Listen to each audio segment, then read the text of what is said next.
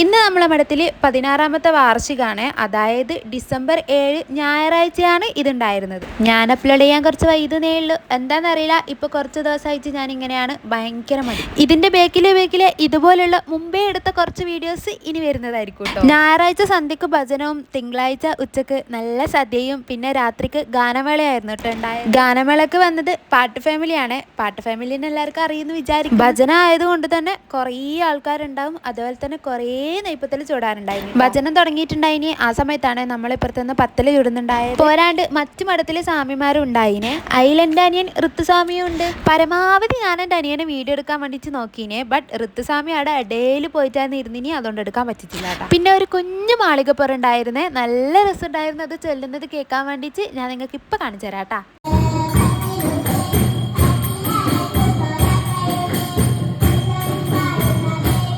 മാളികപ്പുറത്തിൻ്റെ വീട് ഇത്ര എടുക്കാൻ പറ്റിയിട്ടുള്ളൂ കേട്ടോ. പിന്നെ മഠത്തിൻ്റെ തൊട്ടപ്പുറത്ത് തന്നെയാണ് നമ്മളെ റസ്നേൻ്റെ വീട്. ഇവിടെ വന്ന പകുതി ഭാഗം ആൾക്കാരും ഈ റസ്നേൻ്റെ വീട്ടിൽ തന്നെയാണ് ഇട്ടുണ്ടായത്. ഇവർ രണ്ടാളും ഇപ്പം മുഖത്തോട് മുഖം നോക്കിയാൽ അടിയാണ്. അവളെ കയ്യിൽ കിട്ടിയ സാധനം ഇവക്ക് വേണം, ഇവളെ കയ്യിലുള്ള സാധനം അവക്കും വേണം. അങ്ങനെ അടിയാവുന്നതുകൊണ്ട് ഏറുന്നല്ലോ ഒരു മുട്ടായി സംഘടിപ്പിച്ചിട്ട് കൺമണിക്കും കൊടുക്കും. അവിടെയുള്ള ഭജനത്തിനനുസരിച്ചിട്ട് എൻ്റെ മോള് ഇവിടുന്ന് ഡാൻസ് കളിക്കുന്നുണ്ട്. ചുറ്റിലും ആൾക്കാരുള്ളത് കാരണം ഇസാ ബേബിന്റെ മുഖത്ത് ചെറിയൊരു നാണമുണ്ട്. അങ്ങനെ ഞങ്ങൾ എല്ലാവരും വിശന്ന് പണ്ടാറടങ്ങിയിട്ടാണ് അവിടെ ഇരിക്കുന്നത്. പിന്നെ ആദ്യം സ്വാമിമാർക്ക് കിട്ടുക, സ്വാമിമാർക്ക് കൊടുത്തിട്ടേ ഞങ്ങൾക്കുള്ളൂ. അതുകൊണ്ട് വേറെ ഒരു വഴിയില്ല, ആ വിശപ്പ് അങ്ങോട്ട് സഹിക്കുക, അത്രേ ഉള്ളൂ. അങ്ങനെ ഭജന എല്ലാം കഴിഞ്ഞിട്ട് സ്വാമിമാർ ഭക്ഷണം കഴിക്കാൻ തുടങ്ങിയേ.